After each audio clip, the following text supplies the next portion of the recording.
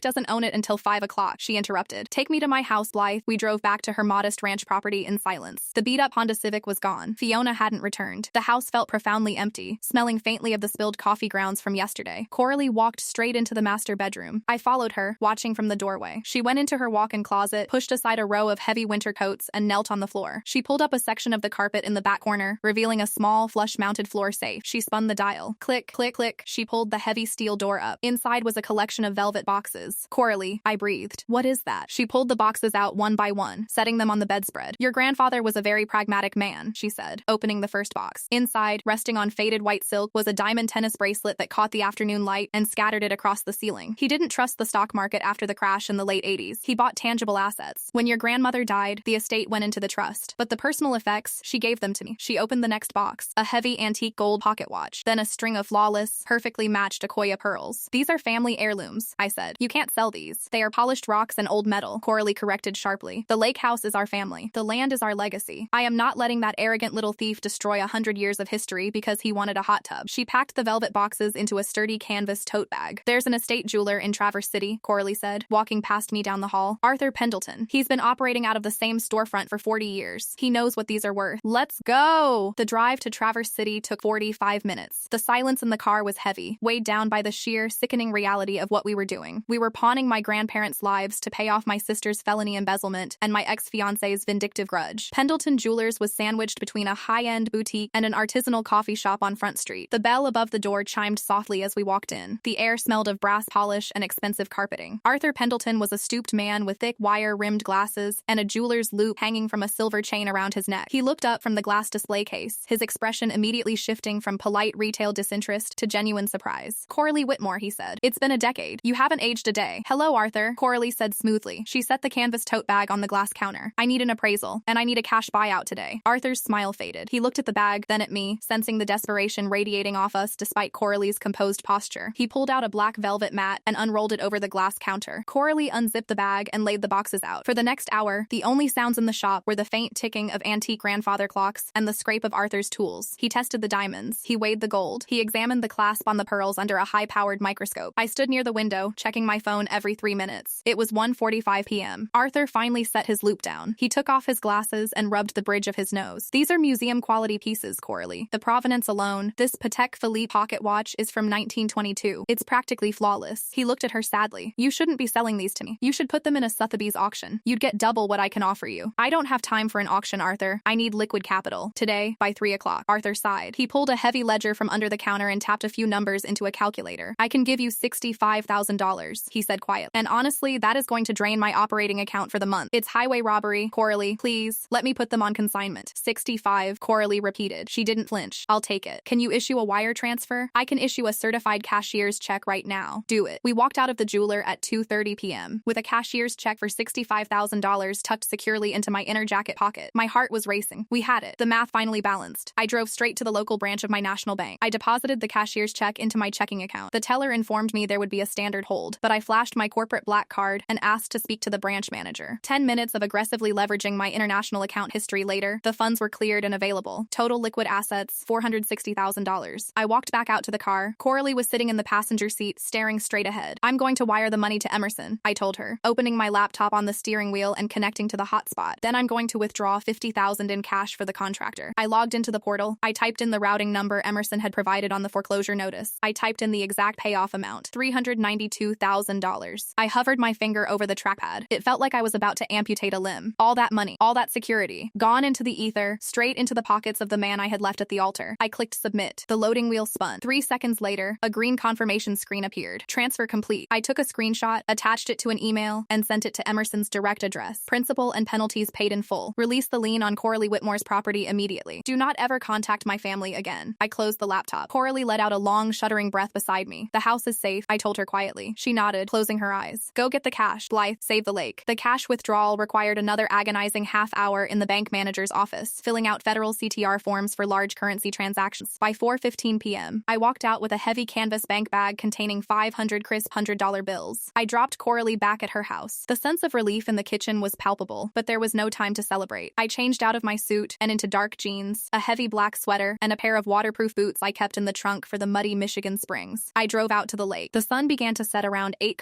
p.m., casting long, bleeding streaks of orange and purple across the water. The estate was dead quiet. The DNR had taped off the entrance with bright yellow caution tape, and Wade's ridiculous neon sign was unplugged. I parked my rental car a half-mile down the road, hidden in a grove of pines, and walked the rest of the way on foot. Thad was already there. He was standing near the tree line by the unpermitted guest house, smoking a cigarette and leaning against the rusted tracks of a compact Bobcat mini excavator. Standing next to him was a man built like a cinder block, wearing a Carhartt jacket and a headlamp. Blythe, Thad said, dropping his cigarette and grinding it out with his boot. This is Miller. Miller didn't offer his hand. He just looked at, you got the bag? I pulled the canvas bank bag from my jacket and tossed it to him. He caught it with one hand, unzipped it, and ran his thumb over the banded stacks of hundreds. He gave a sharp, satisfied nod. All right, Miller grunted. We have maybe 4 hours before the noise travels too far across the water and someone calls the county sheriff. Thad says the septic line routes under the new asphalt and cuts diagonally across the old fire pit. He poured 12 inches of industrial concrete over the well cap, I said. I've got a hydraulic breaker attachment for the Bobcat, Miller said, walking toward the machine. It's gonna be loud. If you see headlights on the county road, you flash your flashlight twice. I kill the engine, and we all scatter into the woods. Got it? Got it. Miller climbed into the cab of the excavator. The diesel engine roared to life, shattering the peaceful quiet of the lake. A plume of black exhaust puffed into the night air. He maneuvered the machine down the slope, the heavy rubber tracks chewing up the manicured grass Wade had planted. He positioned the hydraulic breaker over the center of the concrete slab. Crack, crack, crack, crack. The noise was deafening. It echoed off the water like a machine gun. I stood back with Thad, my heart hammering in my throat, watching the heavy steel bit smash into the concrete. Wade hadn't reinforced it with rebar. He was too cheap for that, so the slab fractured relatively quickly, breaking into massive, uneven chunks. After 30 minutes of bone-rattling noise, Miller switched the attachment back to a standard bucket. He began scraping away the broken concrete and digging into the dark, loamy soil beneath. The smell hit us almost immediately. It was the sharp, gag-inducing stench of raw sewage, mixed with the metallic tang of deep groundwater. I pulled the collar of my sweater up over my nose. Thad swore under his breath, clicking on his own heavy-duty flashlight. Stop, Thad yelled, waving his arms. Stop, I see the pipe. Miller killed the engine. The sudden silence was ringing in my ears. We scrambled down into the shallow crater Miller had excavated. At the bottom, illuminated by Thad's flashlight beam, was the heavy iron cap of my grandfather's 1940s artesian well. Wade had used an angle grinder to cut a jagged hole straight through the center of the iron cap. Shoved directly into that hole, sealed with nothing but cheap expanding foam and duct tape, was a 4-inch white PVC pipe leading back toward the guest house. The foam had failed. Raw waste was seeping out around the edges, soaking the soil. Idiocy, Miller muttered, jumping down into the hole beside us. Absolute, weaponized idiocy. He's lucky he didn't blow up the guest house with methane buildup. Can you cap it? I asked, my voice tight. Can you pull the pipe, seal the iron, and bury it? Miller pulled on a pair of heavy rubber gloves. He grabbed the white PVC pipe with both hands and gave it a hard yank. The expanding foam tore away easily. The pipe slid out of the jagged hole in the iron cap with a wet sucking sound. Hand me the patching compound, Miller told Thad. I'll weld a steel plate over the hole and cure it with an industrial epoxy. Then we sever the PVC line, cap it, and bury the whole mess. The guest house won't have plumbing, but the DNR won't find the illegal tap. I let out a breath I felt like I had been holding since I landed in Traverse City. It was working. We were going to pull this off. Thad handed down a heavy metal toolbox. Miller popped the latch, pulled out a portable welding torch, and knelt over the exposed iron well cap. He leaned close, aiming his headlamp down into the dark, jagged hole Wade had cut. He froze. He didn't spark the torch. He didn't reach for the steel plate. He just knelt there, completely motionless, staring down into the black abyss of the well shaft. Miller? Thad asked, his voice echoing slightly in the crater. What is it? Miller slowly leaned back. He reached up and clicked off his headlamp. When he looked up at us, the rugged, unflappable confidence of a man who did illegal midnight construction for a living was entirely gone. He looked pale. Blythe, Miller said, his voice dropping to a gravelly whisper. You said your brother-in-law ran the sewage line from the guest house. Just the guest house. Yes, I said, stepping closer to the edge of the pit. He built it 3 months ago. Why? Miller stood up slowly. He pointed a gloved finger down at the iron cap. Because there's a second pipe down there, Miller said. And it isn't PVC. It's industrial-grade corrugated steel. And it is pumping hundreds of gallons of chemical slurry directly into the municipal aquifer right now. Thad cursed, dropping down into the dirt beside Miller and shining his heavy flashlight directly into the hole. I leaned over his shoulder, the stench of sewage entirely forgotten, replaced by a sudden, icy dread. In the narrow beam of the flashlight, 10 feet down the dark brick shaft of the well, I could see it. It was a massive 6-inch steel intake pipe, bolted directly into the side of the original masonry. It wasn't amateur work. It was professional, heavy-duty industrial plumbing, and it was vibrating slightly, humming with the force of an active, high-pressure pump. That's not sewage, Thad said, his voice shaking. That's industrial waste. I stared at the vibrating steel pipe. Wade didn't install that. Wade was a cheap con artist who used duct tape and angle grinders. This required heavy machinery, municipal access, and a team of engineers. Where does it go? I asked, my voice barely audible over the hum of the pump. Thad, where does that pipe lead? Thad turned around in the dirt crater, orienting himself. He pointed his flashlight out toward the dense woods marking the eastern boundary of the estate. That way, Thad said, straight across the property line. I looked into the dark woods. The eastern boundary didn't border another residential property. It bordered a massive 50-acre tract of commercial land that had been purchased quietly by a holding company 6 months ago. A holding company that had just begun construction on a massive chemical logistics facility. A logistics company based out of Chicago. The same logistics company Wade had embezzled $400,000 from. The same company that had blackmailed Fiona. Wade hadn't just embezzled money, and Fiona hadn't just paid them back. They had sold them the aquifer. I stared into the dark pit. The vibration of the steel pipe hummed through the soles of my boots. Miller backed away from the edge. I'm out, he said, pulling off his heavy rubber gloves. I am absolutely done. That is a federal crime scene. If the EPA catches me down there, I lose my machinery, my license, and the next 20 years of my life. I'm not asking you to touch it, I said. My voice was eerily calm, disconnected from the absolute freefall happening in my chest. Leave the hole open. Take your money and go. Miller didn't need to be told twice. He grabbed the canvas bank bag from the dirt, climbed into the Bobcat, and drove it straight up the slope, the diesel engine fading quickly as he disappeared into the dark woods. Thad looked at me, his face pale and sweating in the harsh white beam of the flashlight. Blythe, we have to run. If we're standing here when the state finds this, we aren't running, I said. I pulled my phone out of my pocket. I turned on the video camera, flipped on the flash, and climbed down into the dirt crater, my boots sinking into the contaminated mud. What are you doing? Thad hissed. My job. I filmed the jagged hole. I filmed the heavy corrugated steel pipe. I leaned close, fighting the urge to gag against the chemical stench, and found the manufacturing stamp etched into the metal flange. I filmed the serial numbers. I filmed the direction of the lateral bore heading exactly east, straight through the soil toward the logistics site. It all made a sickening kind of sense now. Wade wasn't a DIY idiot. He didn't build the unpermitted guest house for rental income. He built it as a physical smokescreen. He poured the massive asphalt pad not for parking, but to hide the staging ground for the horizontal directional drilling rig. The hot tub leaking soapy water into the lake was a distraction, a minor ecological violation meant to keep the county inspectors looking at the shoreline, while he and his old bosses poisoned the municipal water supply from below. Fiona hadn't just mortgaged Corley's house. She had facilitated environmental terrorism to keep her husband out of federal prison. I climbed out of the pit. I wiped my muddy hands on my jeans and dialed Director Crane at the DNR. He answered on the fourth ring, sounding groggy and deeply irritated. Miss Whitmore, it is almost midnight. Director Crane, I said, looking out at the dark, quiet water of the lake. I need you to deploy an emergency hazardous materials team to my property immediately, and you need to wake up the regional director of the EPA. What are you talking about? I'm talking about a direct, high-pressure industrial injection line tapping into the Charlevoix municipal aquifer. It's routing from the new logistics facility on our eastern border. Crane was dead silent for 5 seconds. When he spoke, the irritation was entirely gone, replaced by razor-sharp, terrifying authority. Are you absolutely certain? I am standing over the wellhead right now. The pump is active. Do not touch it. Do not breathe near it. I am dispatching the state police and the hazmat units. We will be there in 20 minutes. I hung up. Thad was staring at me, paralyzed. Go home, Thad, I said gently. You were never here tonight. You didn't see anything. I'll handle the rest. Thad nodded once, a sharp, jerky motion, and hurried off toward his truck. I walked up to the gutted lake house, sat on the edge of the cheap composite plastic porch, and waited. Within 15 minutes, the county road lit up with strobing red and blue lights. 4 state police cruisers tore down the dirt driveway, followed by 2 heavy-duty DNR emergency response trucks. Men and women in heavy protective gear swarmed the property. Portable floodlights were erected around the fire pit. The quiet, generational lake estate was suddenly a federal staging ground. Crane found me sitting on the porch. He looked at the massive crater, the exposed steel pipe, and then down at the encrypted tablet in his hands. We shut off the municipal water supply for the entire western county 5 minutes ago, Crane said grimly. The logistics site next door is currently being raided by the state police. They found the pumping station hidden inside a false warehouse. They were dumping liquid heavy metals and chemical solvents, bypassing millions in federal disposal fees. Wade, I said simply. State troopers picked him up at his hotel 10 minutes ago. Crane confirmed. And your sister. I looked down at my muddy boots, the liability for the cleanup. Crane sighed, a heavy, exhausted sound. The injection point is on your land, Blythe. The Whitmore Trust is technically the host site. The EPA is going to level unprecedented fines for the remediation. I'm talking tens of millions of dollars. The estate is gone. No, it isn't, I said, standing up. I walked to my rental car, opened the trunk, and pulled out my briefcase. I handed Crane a thick manila folder. What is this? He asked. That is the proof of the forged proxy transfer. It proves Wade never had legal authority to act on behalf of the Whitmore Trust. He committed felony fraud to gain access to the land, which means the logistics company negotiated an illegal easement with a fraudulent representative. Crane opened the folder, his eyes scanning the documents in the harsh blue-white glare of the floodlights. Furthermore, I said, stepping fully into my role as a global compliance director under the Federal Whistleblower Protection Act, the Whitmore Trust is the reporting entity that exposed the illegal dumping. As the primary trustee, I am formally invoking the EPA's corporate audit policy. We reported the violation, we provided the corporate documentation, and we are documented victims of property fraud. Crane looked up at me. He slowly closed the folder. You're shielding the estate. I'm putting the liability exactly where it belongs, I replied, my voice steady. The logistics company has a $200 million corporate valuation. The federal government can seize their assets to pay for the aquifer remediation. Wade and Fiona can face the federal indictments for conspiracy and environmental tampering. The trust is a victim. Crane gave a slow, respectful nod. I'll hand this directly to the federal prosecutors. By dawn, the property was crawling with federal agents. Bright yellow tape wrapped around the oak stumps, the unpermitted guest house, and the massive crater. It was ugly. It was chaotic. But it wasn't ours to pay for. I drove back to Coralie's house just as the sun was cresting over the pine trees, painting the sky in pale, bruised shades of gold. When I walked into the kitchen, Coralie was awake. She was sitting at the island, a fresh pot of coffee brewing, looking out the window at her hydrangeas. The local morning news was playing softly on the small television on the counter. The breaking headline was already scrolling across the bottom of the screen. Massive illegal dumping ring uncovered in Charlevoix County. Local business owners arrested. I set my keys on the granite counter. Coralie turned to look at me. She saw the dried mud on my jeans, the deep exhaustion carved into my face. She looked at the television screen, then back to me. Is it over? She asked quietly. It's over, I said. The logistics company is being dismantled. The federal government is seizing their assets to pay for the cleanup. Wade and Fiona are in federal custody without bail, and Jasper is filing the paperwork Monday morning to officially dissolve Wade's LLC and restore the trust. Coralie absorbed the words. She didn't cry for Fiona. I think she had done all her crying the day before. She just reached out and rested her hand over mine. And Emerson? She asked. Paid in full, I said. He has no claim to this house. He has no claim to us. I didn't tell her about the deep, lingering satisfaction I would feel on Monday morning when I drafted a massive, anonymous compliance dossier linking Emerson Vance's private equity firm to the direct funding of a logistics company currently being indicted for federal environmental terrorism. Emerson liked variables and equations. He liked leverage. He was about to find out what it felt like when the math turned aggressively against him. I poured myself a cup of black coffee and walked out onto Coralie's back patio. The air was crisp, smelling faintly of damp earth and the approaching summer heat. The lake house was a gutted, ruined shell. The shoreline was damaged. The ancient oak trees were gone forever. It would take years of legal battles, massive federal oversight, and endless administrative headaches to even begin putting the land back together. But as I stood there holding the warm mug, watching the morning light filter through the trees, I didn't feel the heavy, suffocating weight of my corporate life in London. I didn't feel the sting of Fiona's betrayal or Wade's absolute arrogance. I just felt the quiet, unshakable weight of the ground beneath my feet. My grandmother had taught me how to weaponize a living trust, but more importantly, she had taught me what was worth fighting for. The house was just wood and shingles. The legacy was the dirt, the water, and the quiet resolve to protect it. I took a sip of coffee. I wasn't going back to London anytime soon. We had a lot of trees to plant,